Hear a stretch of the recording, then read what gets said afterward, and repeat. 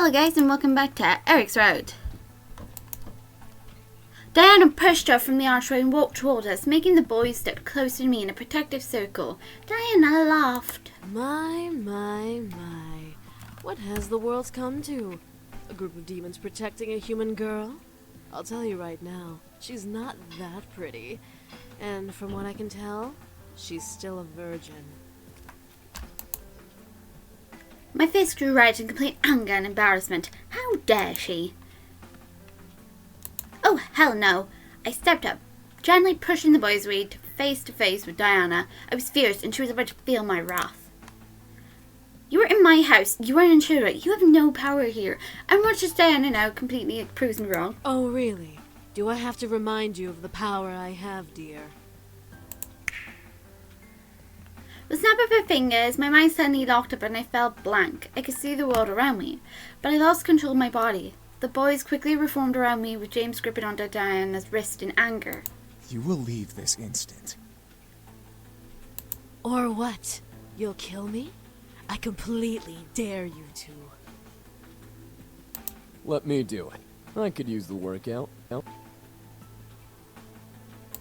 Don't. The boys looked to Damien, while Diana smirked at my blank state. I wanted to fight this hole, but her power held me down. And why not? She wants us to kill her. If she dies, then civil war starts in the demon world.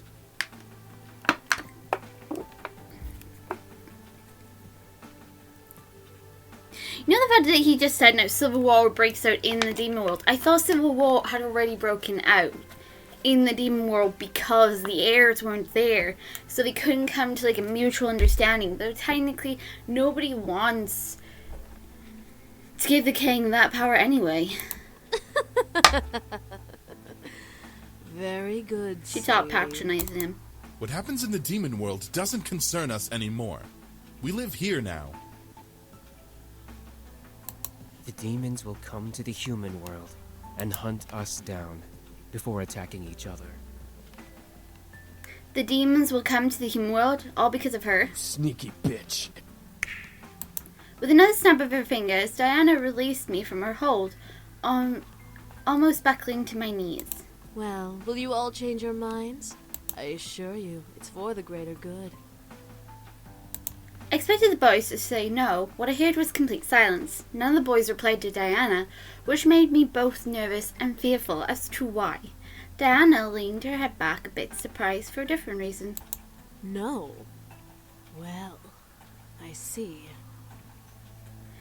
Was silence truly them saying no? I looked around at the boys and saw the disobedience in their eyes, giving me my answer.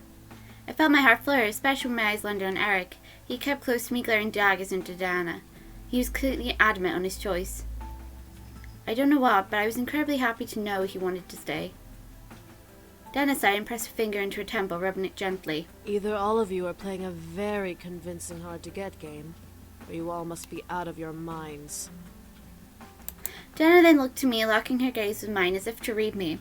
I could tell she wanted me to do something, but the boys would stop her, so the stare was her only available action. After a small moment of silence, Diana licked her lips before breaking the ball gaze and smiling to the boys around me. Very well.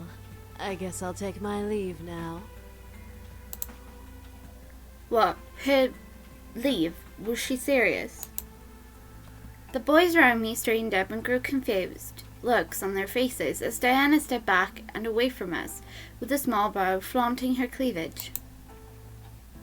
Without another word, a deep purple pentagram appeared under her feet, and Diana's body slowly sunk into the floor. As her head vanished into the floor, the pentagram vanished.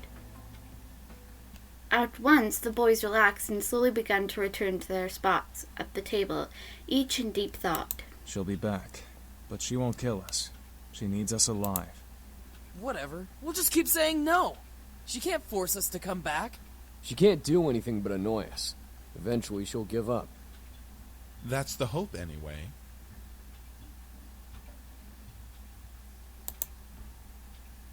Erik walked over to me and gently caressed my cheek, looking at me with concern. She won't harm you, princess. I promise. Aw. I nodded, feeling that he was telling the truth, or at least a hopeful and comforting thought. Erik gently took my hand in his and kissed my knuckle, however, making me blush and forget what I was thinking about. The sound of collective chuckles and playful smirks whispered through the air, making me blush even more, but as Erik cleared his throat, the laughter stopped. I looked to see he was glaring at his brothers with his lips on my hand. He and I pulled away from each other just as the sound of Naomi's car appeared. I quickly ate my food, waved to the boys, and left, confident that nothing was going to happen.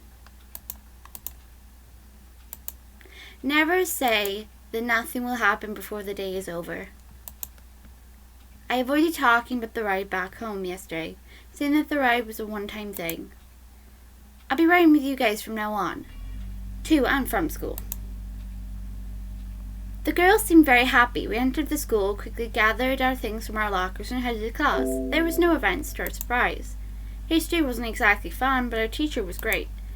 At least, he would have been great if he was in class that day. Naomi and Suzu took their seats around me, Suzu in front of me, Naomi beside me, before the class bell rang, and class was greeted by the dean. Students, you'll be having a substitute for class today. Everyone meet Miss Diana.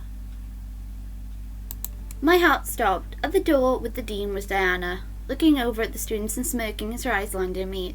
She strutted to the teacher's desk, ignoring or welcoming the whispers from the other students, before sitting on the floor and crossing her legs.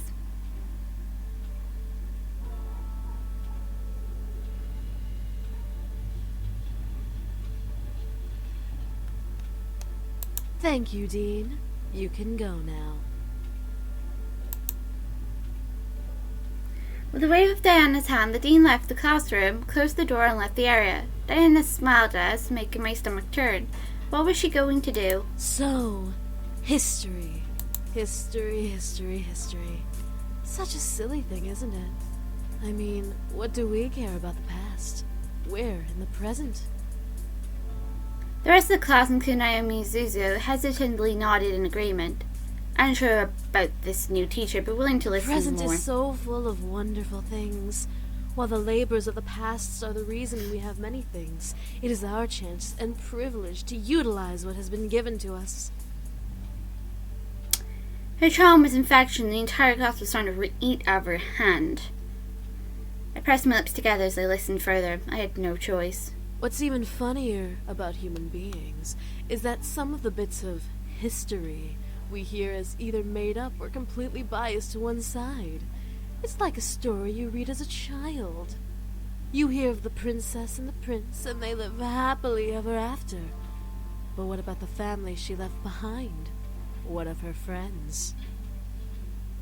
The students listened and agreed intently to her words. I could tell, however, these words were all targeted at me.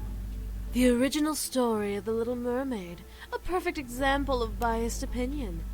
Here we have a girl who thinks she can be with this prince, but this prince has to marry a princess. What would happen if the mermaid had her way? What makes the mermaid so important that the princess has to suffer the consequences?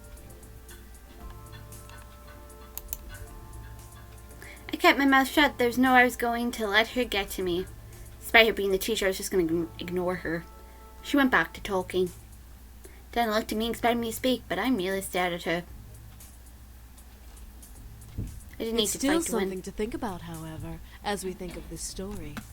It's so easy to believe that the mermaid was the heroine. But what of the poor princess? Why should the princess suffer the antics of a mermaid? The princess didn't do anything wrong to her.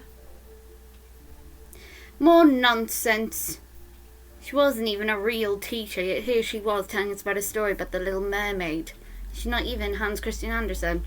Anyway, she continued to rave on about the injustice that the mermaid suffered. No, the princess suffered by the mermaid. But to me, it was a fairy tale. The boys chose me. He chose me. She wasn't going to convince me otherwise, and I wasn't going to let her. Diana stretched her arms and making an obvious sexual noise.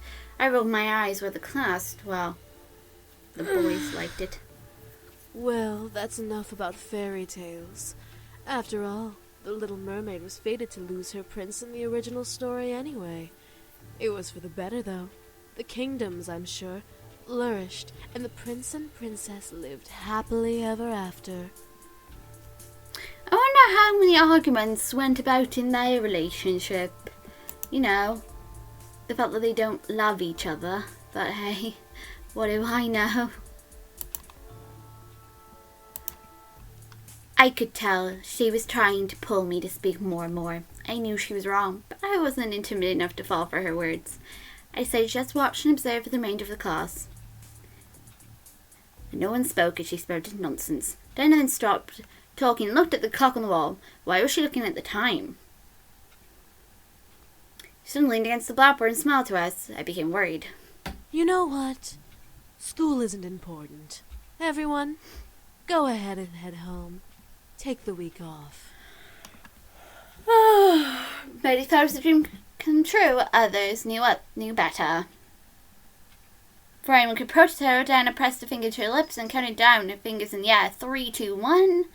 And the speakers of the classroom gently awoke, giving us an announcement we never would have believed. Attention students. Due to an emergency faculty meeting, we will be closing school for the remainder of the day and this entire week. Please leave the school quickly and quietly and have a good rest of the week. She used her powers on them. Damn it! I felt I needed to stop her, but how could I stop a demon in the middle of a public area? Diana smiled before gesturing to the door. Have a nice week off. School will resume next week. Many of the students filed out happily, but Naomi was hesitant. She made sense. Excuse me, little miss. I'd like you to stay a little while. There's something we need to discuss. As Diana looked at Naomi and Suzu, she snapped her fingers, making my friends tense up. You two can head home. Don't worry about your friend until next week, okay? If you contact her, she won't reply, so don't bother. If she contacts you, ignore her, because she's just fine. As if on command, Suzu and Naomi left the building. I went to march after them, but Diana gave me a warning glare. I guess I lost my two friends, at least for the week. Diana and I were left alone, just as she wanted. I slammed my hands on the desk in front of mine and glared at Diana. What are you doing, and what are you thinking? What? Do I not make a good teacher? I figured you should have a little lesson, so I took matters into my own hands. Sadara was a better teacher.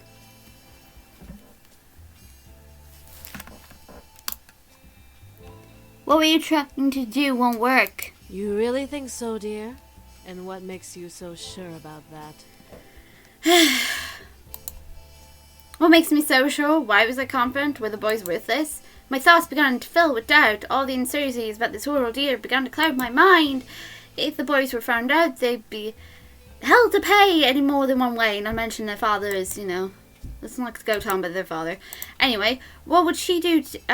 What about Diana? What would she do to me? Would she make my parents forget about me completely? Would she ruined my friends' lives out of spite. In my gut, I felt a stone of confidence trying to fight back, but the heaviness of my thoughts began to dissolve that stone little by little. What was going on with me? I looked up to Diana once again to see her gaze boring into my eyes. She was using her powers on me. This time I was away from home, so I couldn't escape. Or could I? Did I want to? The way she stared at me made me feel warm and fuzzy inside my chest. I felt like melting. Oh God. Diana lifted her hand under my chin and ran a thumb over my lips, licking her own. I could feel little shots of energy sip through from under my skin into my chin where she held me. Now, let's have a little taste of that sweet, virginal section. She always did have a way with words. I watched as she leaned in ready to kiss me and take my energy. Half of my body felt elevation at the idea, the other half completely rejected and didn't want her to even touch me. Erik! Diana stopped in her tracks. Erik? Who is... It then dawned on her. Ah, one of the boys. Why don't you tell me which boy is Erik?